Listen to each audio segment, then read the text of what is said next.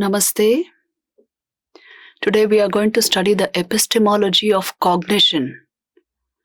This is a very, very important topic.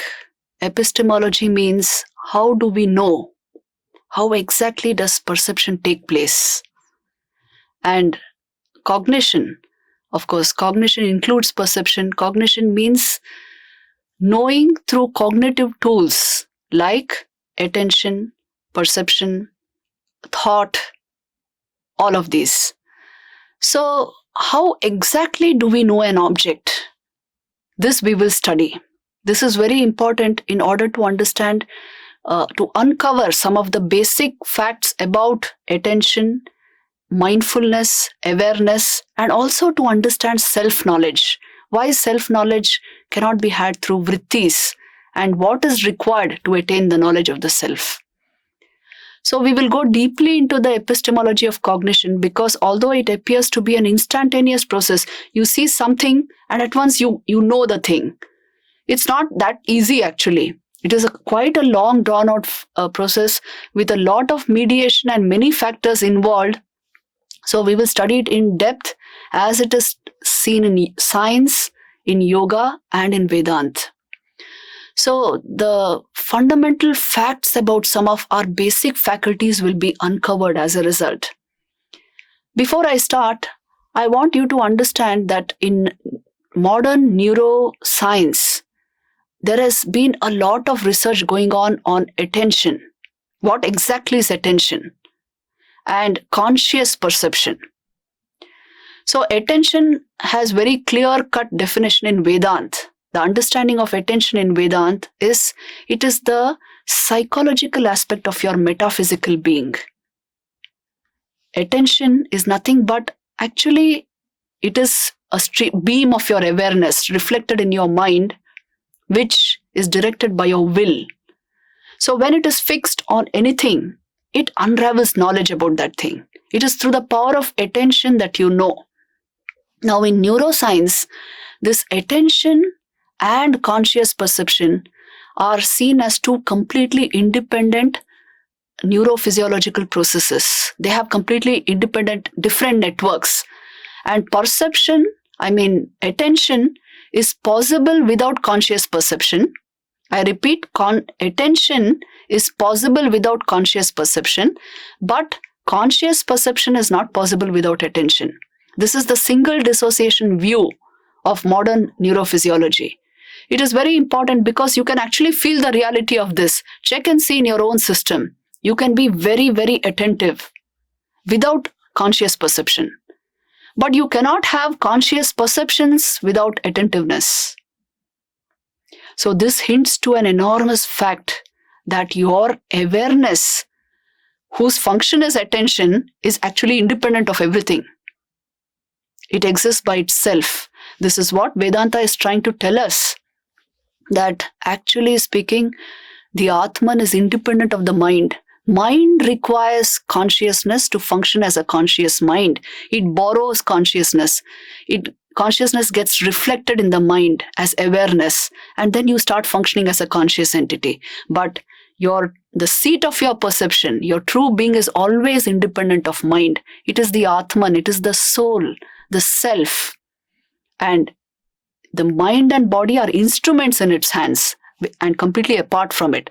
So anyway, before we come to this understanding, it is important to understand perception at all levels. How exactly do we know things? Please understand this fundamental point by seeing this slide. Please see this slide. Perception is always in the first person.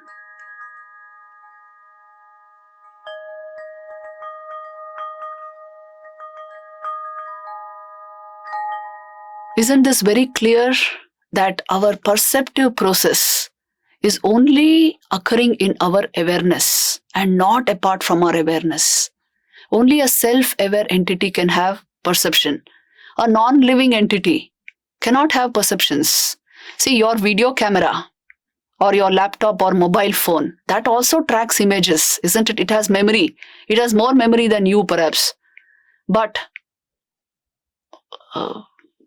it cannot experience what it tracks. it cannot feel the reality of anything because it is not a self-aware entity. So your entire perception occurs in awareness. This is the first point which we should understand.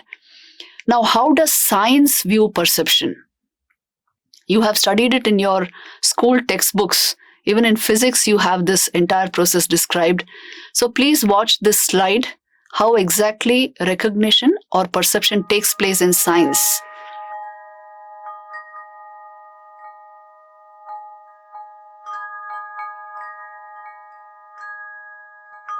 So the basic idea is, whenever you see an object, every object throws out a certain amount of light, electromagnetic radiation.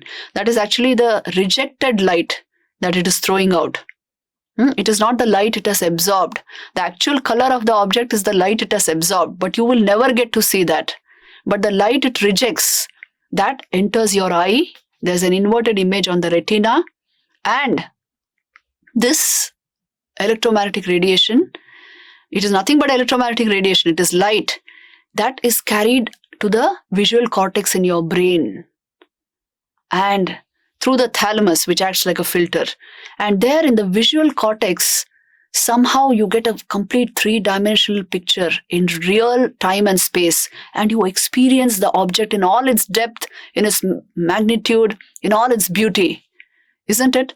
Now, how can just electromagnetic radiation and the neurochemistry of your brain produce this wonderful three-dimensional experience of reality in real space and time? This is the whole question. So here there's a big gap in science. It is not able to explain how exactly we experience as a result of these processes, as a result of electromagnetic radiation getting into our system and neurochemistry reacting to it. How do we experience reality the way we do? So this is a huge question. In fact, it is related to the hard problem of consciousness studies. So here, I will bring in yoga, because yoga psychology has something to contribute here. It gives us some additional factors for the perceptive process to function. First of all, it will point out to you that without attention and mind, you cannot perceive anything. If you are not mindful, can you perceive anything? You may be looking at an object, but you are not seeing it if you are not mindful. If your attention is not fixed, you cannot absorb that knowledge. So mind, vritti creation and attention are very important. Please watch this slide.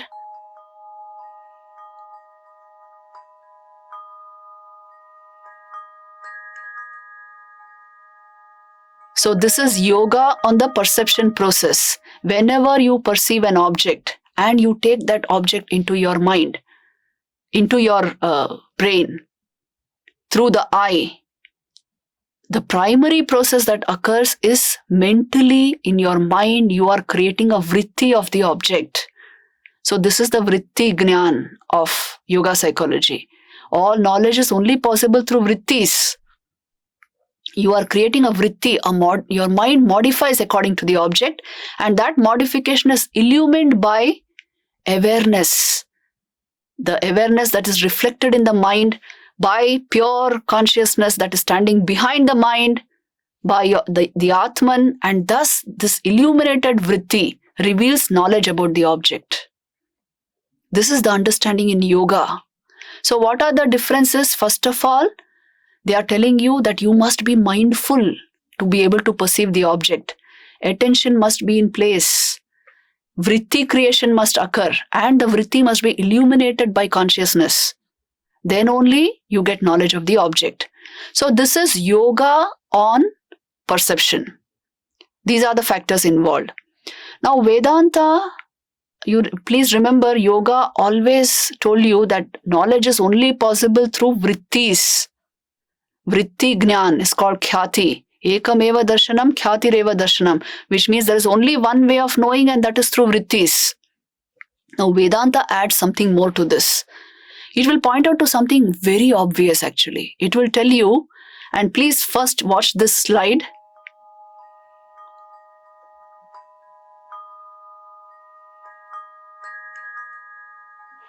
So Vedanta will tell you that it is in your awareness that the entire process of perception is occurring.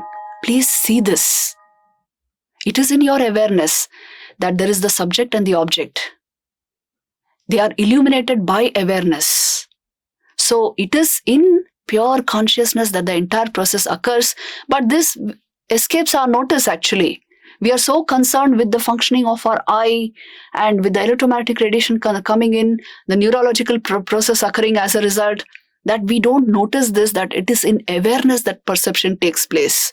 So awareness is fundamental to the perceptive process, and that is why the Atman, the source of your awareness, is the very seat of your perception. This is what Vedanta is pointing out towards. I can give you a simple example which you use in everyday life.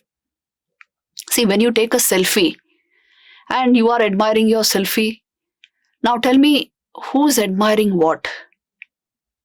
Your mind is watching your body, your intellect is interpreting the mind watching the body, and the whole process is happening in your awareness.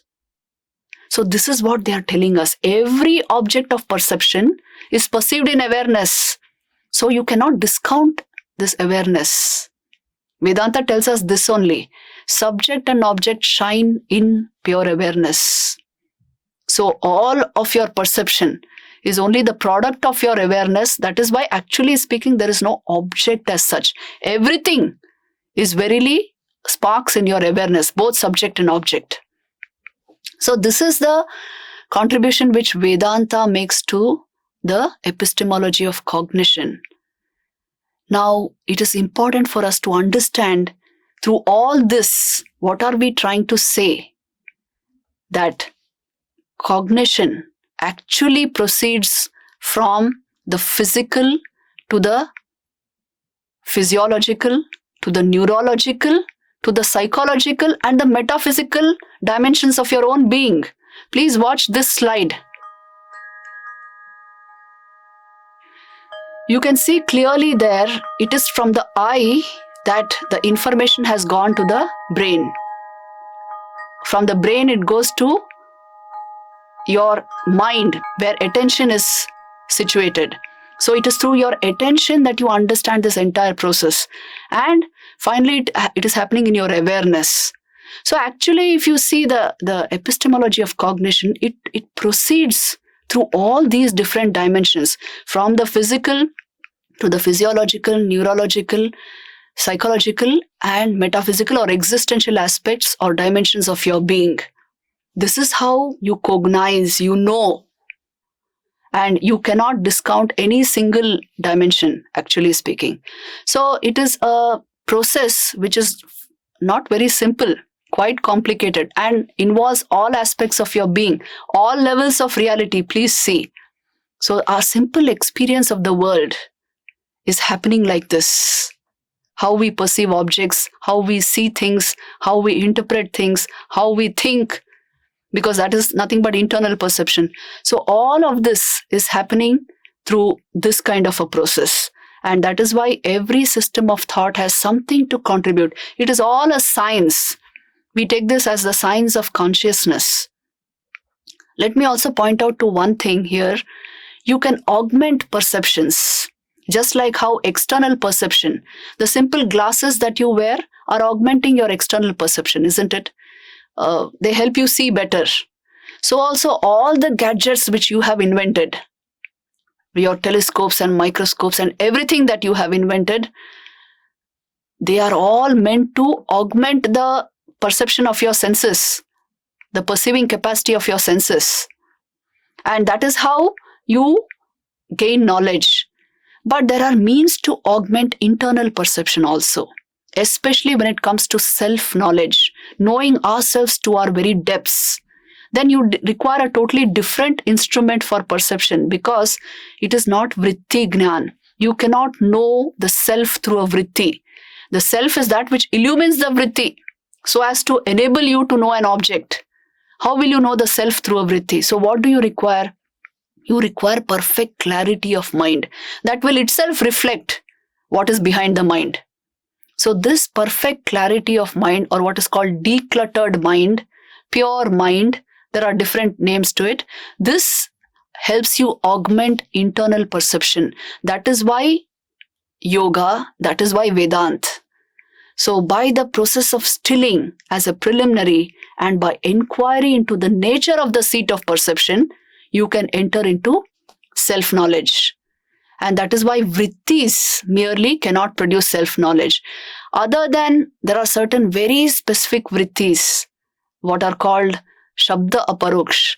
They serve as Shabda Praman for Aparokshanubhuti, they are Vedanta Vakyas, cryptic statements the Vedanta called Mahavakyas. They are the only exceptions where vrittis can go to such a subtle level, they can give you knowledge of awareness.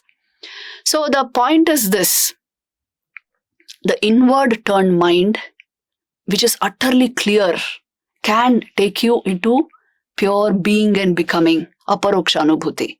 That is why every vritti actually reveals the self. It points out to the self, although it may not lead to the self. It points out to the self. This is the meaning of pratibodha viditam matam in the Kenopanishad.